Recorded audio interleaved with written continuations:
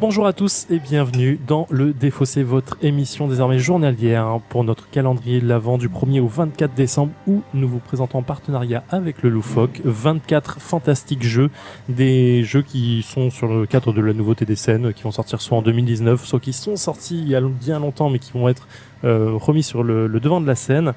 Et pour ce faire, je suis bien sûr avec Alex. Bonjour. Salut Zef. Comment vas-tu ? Très bien. Pas encore super réveillé, mais on va faire ce qu'il faut. Ça va, c'est le matin, c'est 13h30, c'est normal. Tu te moques de moi, mais en vrai, 13h30, un dimanche matin, normalement, je suis dans mon canapé, tu vois. Oui, non, je plaisante.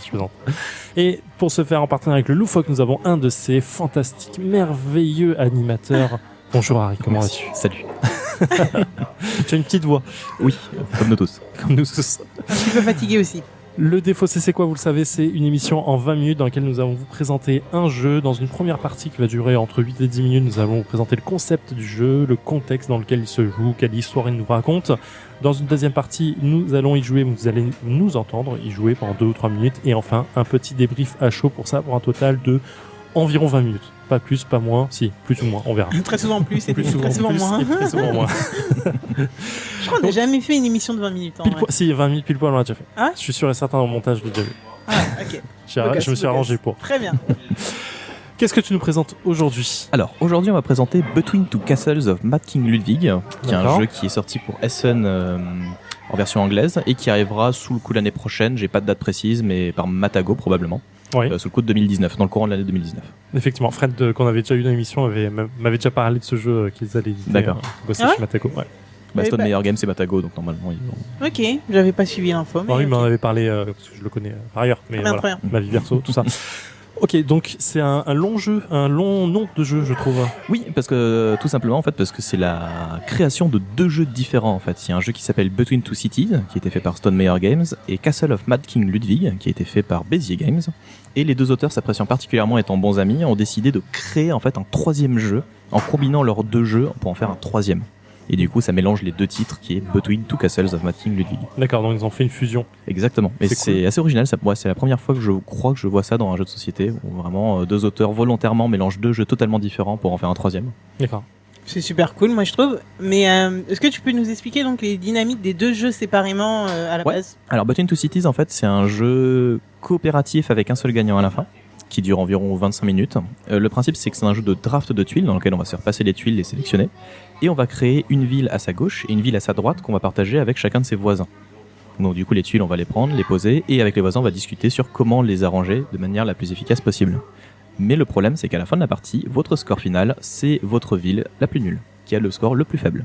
D'accord. Donc en fait vous êtes obligé de travailler ensemble Ouais. main dans la main avec vos 2 joueurs, Pour mais forcer malgré la tout il y aura qu'un seul gagnant, ce qui est assez original.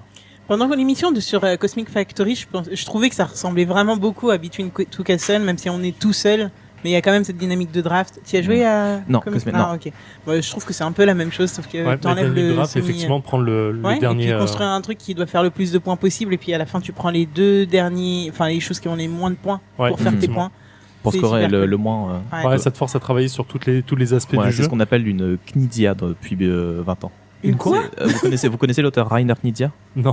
Rainer Knizia, c'est l'auteur le plus prolifique au monde en fait depuis 30 ans maintenant. C'est lui qui a fait des jeux comme les classiques Shoten Totten, vous connaissez Oui. peut-être. Il a fait récemment, il a fait Eldorado. Il a fait 650 jeux, hein, donc Ah oui, d'accord. vous en connaissez au moins 10-15. Forcément. Mais voilà, c'est l'auteur le plus prolifique au monde en fait, c'est Rainer Knizia. Et alors il a fait en 650 jeux, il a fait des bons jeux et des moins bons. Hein.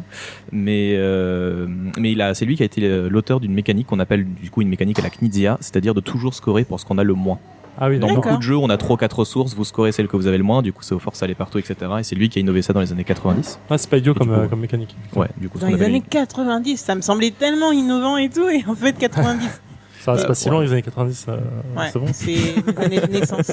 C'est Ouais, mon année c'est ça. de collège. Bref. Ok, et la deuxième dynamique du deuxième jeu alors, du coup Castle of Mad King Ludwig, c'est un jeu toujours, on va toujours tenter de créer son château en fait, en posant des tuiles. Sauf que les tuiles vont avoir des formes et des tailles très très différentes. Donc au niveau de la place sur la table, c'est très bizarre. En fait, on va avoir des choses très alambiquées. Et là, la différence, c'est qu'en fait, chaque tour, chaque joueur va sélectionner plusieurs tuiles, les placer au marché entre guillemets, et il va fixer un prix sur chaque tuile que les autres joueurs vont pouvoir acheter. Le problème, c'est que vous payez les tuiles que les autres joueurs n'ont pas pris. D'accord. Donc du coup, c'est une mécanique de jeu coupe que tu choisis, c'est-à-dire que je vais déterminer une offre entre guillemets et les autres joueurs vont devoir choisir et on se fait tourner comme ça. Super cool. Là, ça fait penser pour le coup à Isle of Sky. Isle of Sky, oui, tout à fait. Effectivement. J'ai hâte. Et Ok. du coup, excuse-moi, Non, Alex, j'allais c'est dire- ton émission en fait. Non, Vas-y. mais c'est la nôtre, Alex. C'est notre enfant, tout ça. C'est bon. Du coup, le mix des deux, la fusion des deux, ça donne quoi? Alors le mix 2, honnêtement, je trouve que le jeu est plus proche de Between Two Cities que Castle of Mad King Ludwig. Je trouve que le thème, les illustrations et le feeling en effet un peu Mad King Ludwig. Par contre, les mécaniques sont plus proches de Between Two Cities parce que là, on va être en train de drafter des tuiles pour jouer avec son voisin de gauche et de droite. Et du coup, on va scorer son château, du coup, le plus faible. Donc on a toujours mécaniquement, il est plus proche. Mais du coup, au final, au mélange des deux, je dirais 2 tiers, 1 tiers en fait, au niveau mécaniquement au final.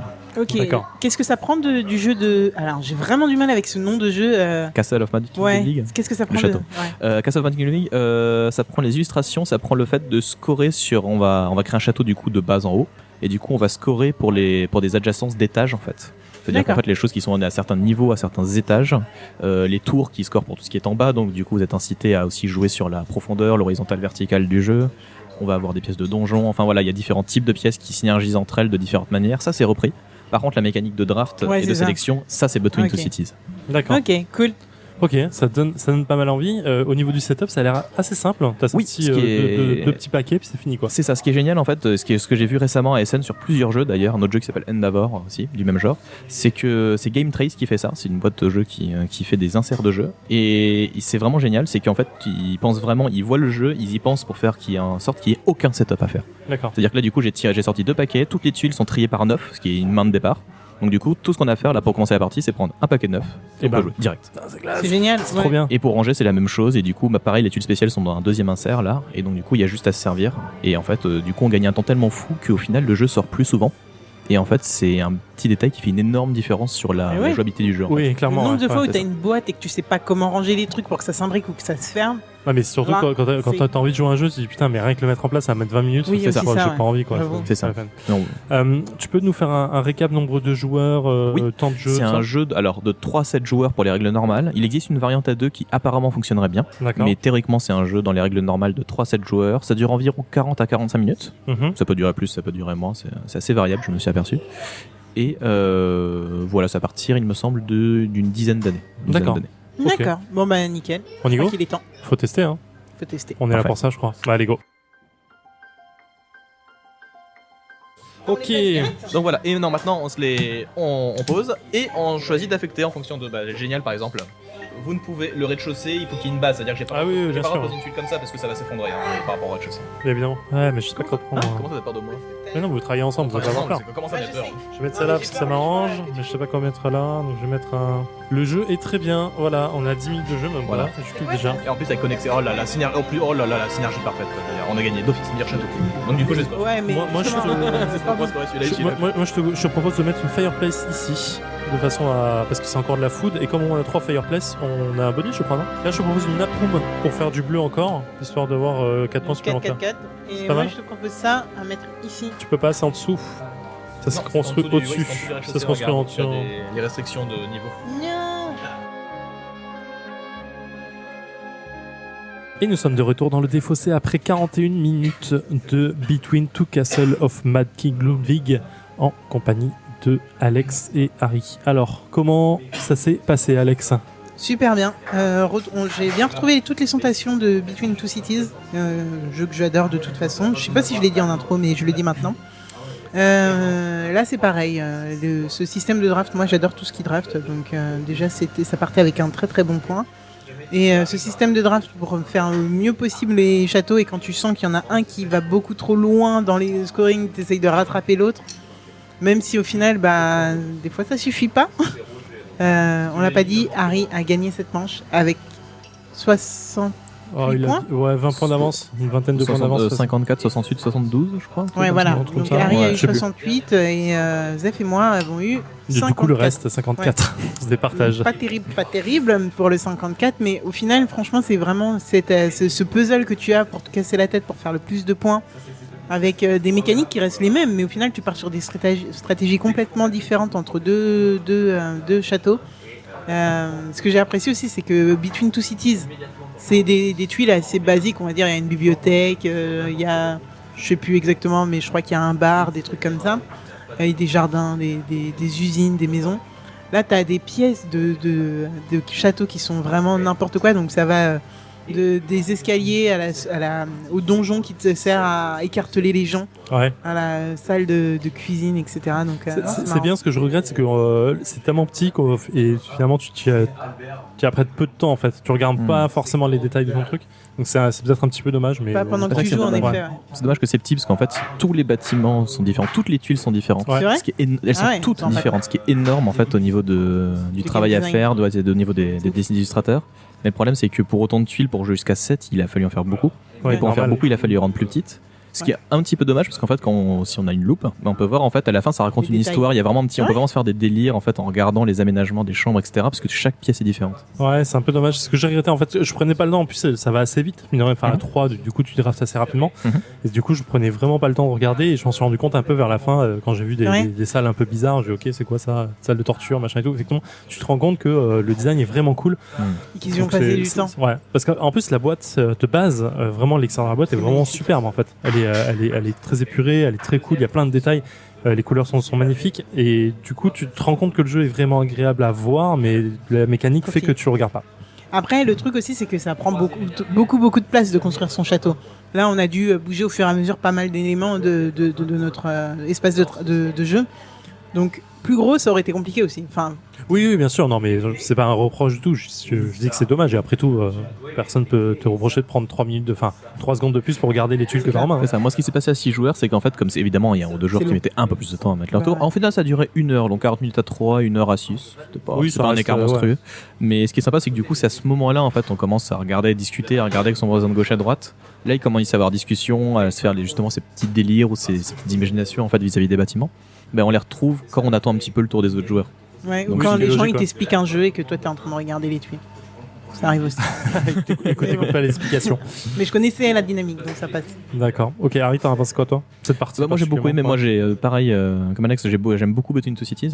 Et quand on m'a parlé de Between Two Castles, j'ai fait voilà, forcément, voilà, insta buy. Et du coup, j'aime beaucoup. C'est vraiment, c'est un cran au-dessus. En fait, celui-là, il est vraiment du côté familial plus, voire un petit expert. Alors que Between Two Cities, c'est vraiment des gens n'ont quasiment jamais joué à un jeu de société. On est 6-7, où on veut un truc rapide. C'est parti, on sort ça. Là, en général, il faut quand même se poser un peu plus. Mais il coche plein de petites cases assez uniques, genre le fait d'être coopératif, mais non en fait. Ou le fait de tout le monde travailler ensemble, ou on est 7, ou c'est joué en même temps, ou c'est pas forcément très long, mais à la fois on réfléchit. Enfin, pour moi, il coche plein de cases assez intéressantes qui fait en sorte qu'il remplit une place assez sympa dans ma ludo. Ouais. Oui, vas-y. La seule case qui remplit pas forcément et que tu nous avais prévenu, c'est il n'y a pas un format prédéfini comme dans Between Two Cities par exemple où tu as un carré à former. C'est ça. Et je trouve que c'était un challenge en plus assez marrant à imbriquer. C'était tu te casses pas mal la tête à essayer de faire ton putain. Mais à la fin, ce qui est drôle, c'est quand on regarde tous les trucs des autres, il y a des formes radicalement différentes. Et ça, par contre, ce qui est drôle, c'est que ça revient avec Castle of Mad King Ludwig, qui est l'autre jeu. Que Between Two Cities, là, on retrouve vraiment cette géométrie en fait qu'on retrouve dans celui-là. Ouais. Moi, j'ai beaucoup aimé aussi. J'aime beaucoup la dynamique du jeu de base, le côté coopératif. Je trouve ça sympa. Ce que je trouve un tout petit peu dommage, c'est que tu te rends pas compte de où tu en es en termes de points. C'est juste impossible. Pendant le jeu. Ce serait problématique parce qu'à ce moment-là, on aurait tendance à jouer les pompiers à gauche, à droite, et à revenir. Mais le jeu veut ça en fait. C'est ça, mais après justement, c'est le principe, c'est de feeling. Là, j'avoue que j'en suis à ma 4e partie et j'ai rapidement vu lequel de mes 2 châteaux. J'ai vu que celui-là au début, il allait trop bien. Et j'ai fait oulala, on va se calmer. Et du coup, je suis repassé sur celui-là et j'ai tendance à prendre les meilleures tuiles pour l'autre château. Oui, ouais, en fait, mais c'est une question de feeling en fait. C'est vrai que. Ouais, tu l'as assez rapidement. Moi aussi, je sentais lequel était le maillon faible entre les deux. Ce que je crois un peu dommage, c'est que tu arrives sur un jeu un peu pas expert, mais un début d'expert où tu essaies vraiment de calculer, d'optimiser en fait chaque tuile que tu poses. Évidemment, tu peux pas te rendre compte si ce que tu es en train de faire est intéressant ou pas. Est-ce que c'est une bonne ça changerait un peu la dynamique sociale si jamais on verrait les scores, les scores. Oui, bien sûr. Mais en fait, à un moment, dans un faux coop, il faut un moment où tu te dises, ok, à quel moment ça travaille vraiment pour moi, en fait. Et je pense que c'est juste ce tout, c'est vraiment rien. Là, je chipote sur 2 points de règle. C'est juste que c'est ce moment où tu te dis, merde, j'arrive pas à voir à quel moment je dois favoriser lequel. et finalement un peu trahir mon collègue en fait, tu vois, c'est se dire C'est pas trop de la trahison parce qu'en général, bon après si on fait la même stratégie sur les deux châteaux, bon voilà, bien sûr. Mais si jamais il y a deux stratégies différentes, en général, dans 90% des cas, on fait toujours à faire ce qui est le meilleur pour chaque château en général. Oui, bien si sûr. on peut. Ouais, bien sûr. Si on fait, on cherche toujours le meilleur. J'avoue que j'ai pas ressenti ça du tout. Ouais. Moi, je me rendais vraiment bien compte.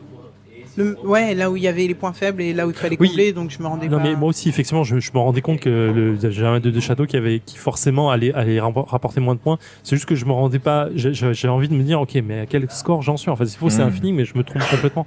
Et en fait, non, on s'est pas trompé finalement à la fin, mais j'aurais voulu avoir un peu plus concret. Mais c'est vraiment un point de détail. Le reste du jeu est très très bien, vraiment bien.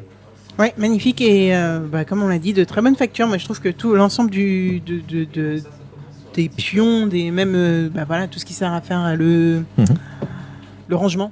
Ouais. C'est du détail, mais en même temps pas tant que ça quand tu joues, parce que le rangement, ça prend une partie du temps et tout est juste magnifique. Donc bravo à eux pour avoir pensé jusque dans ce moindre détail-là au plaisir du joueur. Clairement. Mais écoute, c'est un gros oui, on est d'accord? Je sais même plus à combien de oui on est. Oui, ouais, il y en a eu peut-être 2 mauvais, je pense. Ouais, mais je crois que celui-là il rentre dans mon top 3. Ouais, ah ouais, direct. Tu viens de casser mon top 3. Ça va pas du tout. C'est pas cool. Ok, Between Two Castles of Mad King Ludwig, je lis à l'envers. Donc un jeu pour 3 à 7 joueurs pour 10 ans au plus, entre 45 et 60 minutes. On est quoi? Tu m'as dit sur 40 € environ? On est sur une quarantaine d'euros, je pense. Ouais. Ah ouais. Rappelle-moi les auteurs. Les auteurs, c'est surtout celui de Between Two Cities qui a travaillé en fait parce qu'il était avec Stone Meyer. C'est Ben Rossett et c'est Mathieu O'Malley qui a fait Castle of Mad King Ludwig et c'est Ben Rossett qui a fait Between Two Cities. Ok, il me semble. très bien, bravo à eux. Alex, on se retrouve demain. Ouais. Pour bientôt la fin. On arrive sur notre dernière. Tant mieux parce que mon top 3, j'en ai marre de le changer. Tu m'étonnes. Merci à toi. Merci. C'est un plaisir. Et on se retrouve plus tard. Je sais pas si on te retrouvera dans la suite, mais sûrement. Mais bientôt. Bientôt. Ouais. Ok, on se retrouve demain. Jouez bien, éclatez-vous bien. Et voilà. Ciao. Et à demain. Ciao.